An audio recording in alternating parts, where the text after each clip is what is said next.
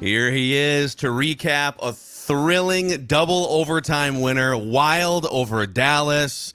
Norm Green, the Norm Green Ghost series here. Patrick, what's your recap of what happened last night in a thrilling Game 1 winner? I really don't have many insights. I watched bits and pieces of the first two periods. I also was watching an episode of Mrs. Maisel, so it was a little complicated. By the way, you should have watched Mr. Dumbo. Would have been the show to watch last night. Grandpa Abe Weisman, played by Tony Salhab, giving a lecture to young Ethan on how he should embrace fear is fantastic. Episode 3, I recommend it highly, even though this show is not as funny as it used to be.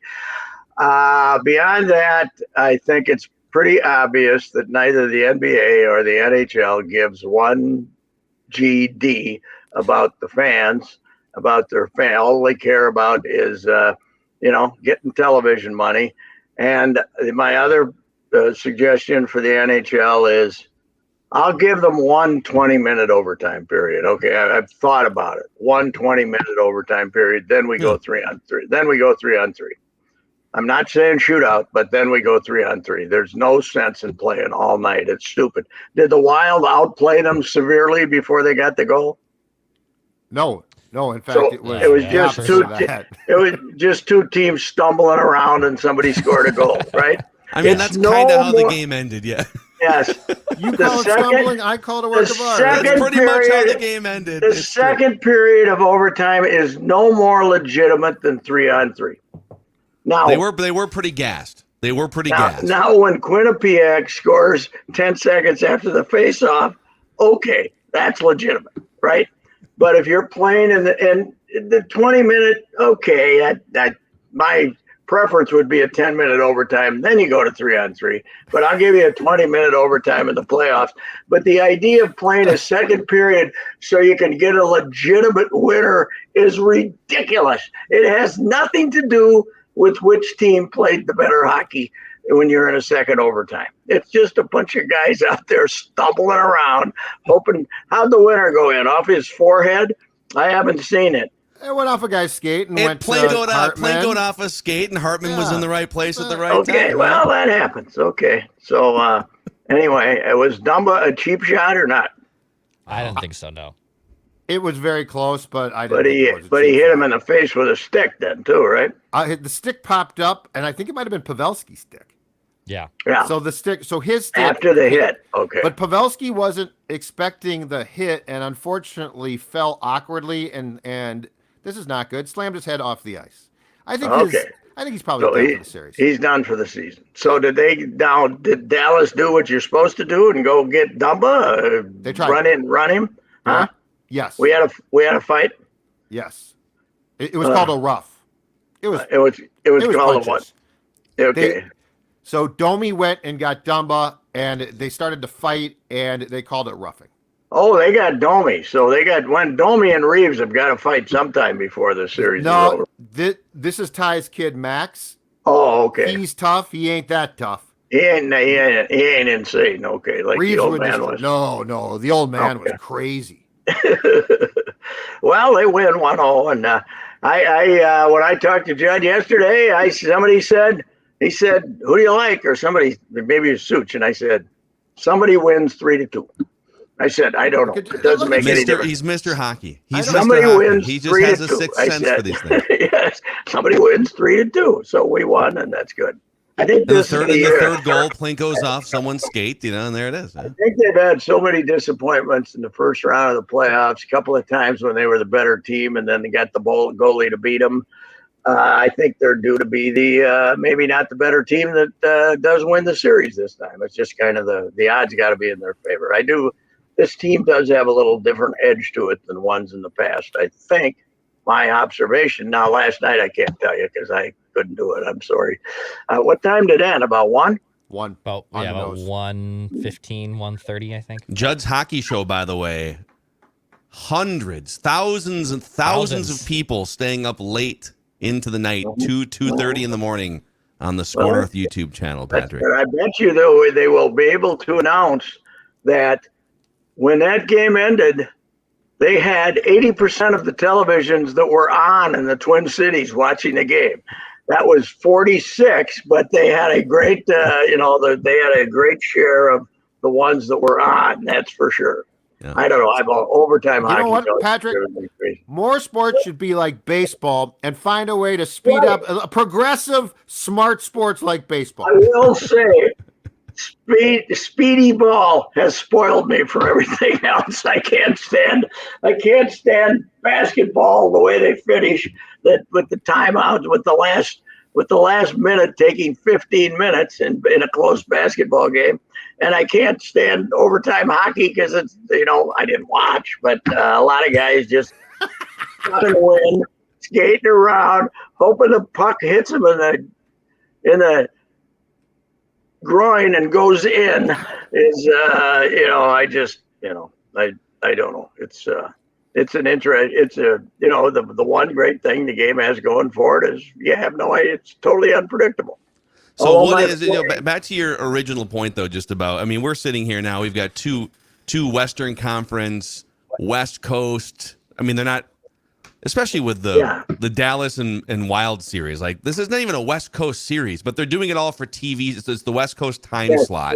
So they're just, instead of starting one game and then starting another game an hour later on a different network, they're trying to cover like 7 hours of TV and commercial slots, right? That's what's happening right now? They've had the deals with certain networks and they've promised them so many games and they don't want to start early. Like the whole problem with the Wolves game was they had the Lakers in the early game and they didn't want to start at 11 in the morning on the East Coast. So then they pushed it back an extra hour and then nobody gets to watch the other game. It's, there are hardcores who are going to stay up and watch Judd and Declan and those guys, but the vast majority are not going to watch it, and it's ridiculous that the NBA is particularly foolish because in order to put every game on, they've spread the series out so far too. Now the first round of the series has 3 days at least twice between the games, which is just asinine. But it's TV. I've been saying that it is obvious that the people in professional sports have really no fondness. They don't care about the customers. They don't care about the fans. All they want is whatever the TV money they can get. That TV runs the whole damn thing. TV is why we have stupid ass reviews of whether somebody fouled somebody in a basketball game. Yeah, okay, that wasn't a foul. There were 712 plays in that game that could have been questionably reviewed, but all of a sudden we decide, okay, we're going to review this one. It's like getting Mike, whatever his name, on the NFL broadcast and say, well, there was a hold on that team. Mike, that's not the point. The point is we played 58 minutes and there were 200 of these that weren't called, and all of a sudden with the game on the line you decide to call it, you rockhead. That's the whole thing of having these experts tell you what they thought about of call in the NFL or in college football or in a basketball game or not. Let's just go back to having officiating blunders when this was a great country. Come on, and stop review. I don't want anything reviewed anymore. I don't want anything reviewed. Get rid of the review. Nothing at all. Nothing. Now, hockey, you need reviews to see if the puck actually went in the net.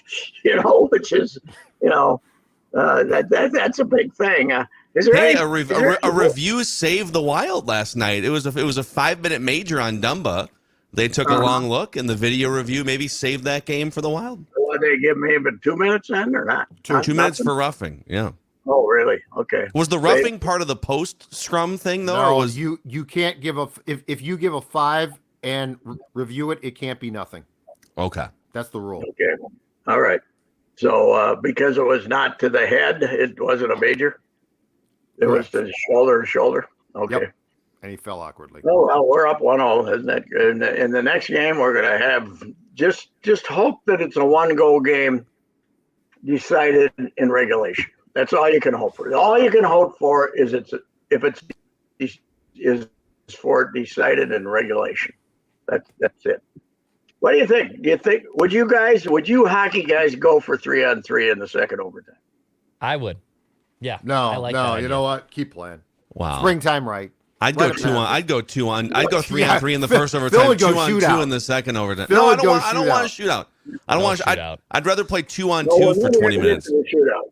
Never get to the shootout. But I think it's once you made it part of your point system, 3-on-3, you made it legitimate, right? So, you're given, teams are deciding where they are on their standings based on winning in 3-on-3. Well, so what would be illegitimate about it anyways? Like it's hockey. They had 4-on-4 scenarios throughout the game last night, several different times. It's more fun. You're creating more space for the skilled players to take over anyways. So you can take care of the old traditionalists and play 120-minute regular overtime, and then you go 3-on-3. Let's get it over with. Come on. I'm with Pat on this one. I'm with Mr. Hockey. The more I think about it, I got to be honest. Pretty compelling case by you guys. Mr. Hockey has a finger on the pulse of what the public wants. The American Mrs. hockey Maisel public took precedence, and this man still is like a modern-day John Ziegler. He did not take precedence. I started watching it between the first and second period. Oh, okay. I stuck with it for a while is all. Shaloub is great, too, great actor. Yes. Abe Weisman is a fantastic character. So little Ethan can't sleep. So he has to sleep in his mother's bed all the time. So they start moving him down the hallway. The therapist said, you let him sleep in the hallway and you get him closer and closer to his own bedroom. That's something. Well, this is driving Tony crazy. So Abe is trying to tell him about fear. And, fear is part of our lives and we have to settle it. And he's telling him about two planes crashing in the sky and then bodies and limbs falling to the, telling him all these horror stories to say, you're going to have fear your whole life. You just got to accept it. It's pretty fun. So, but that was about the only part it's good. But anyway, that was the big part of my night. I knew I had no chance to get a result. I knew it. So did we start at 8:50, 8:45, 8:52, 8:52. Yeah. So they beat the Wolves by an hour, right? The Wolves were 9:52, wasn't it, or something? Yeah, the biggest issue too was the second period started at 9:40, and because of that Dumber review, it ended at 10:37. It was a 57-minute second period. Yeah, where's Manfred? The reviews, kid, man. What can we do? Where's Rob? How do we speed up hockey? Get rid of face-offs. Just flip them back to one. Don't stop it. Let the puck out. Take turns on face-offs like we do on jump balls. I saw some innovations. I was a few weeks ago. I went to our good friend Chris Long from Channel 5, and his daughters play in a youth hockey league. Mm-hmm. And I went and watched the last game of the season. And when they score, so it's they got like 15 girls on each team. Yes. And it's just 5 in for 3 minutes, and then when the 3-minute horn sounds, there's a line change, and then five new players go out.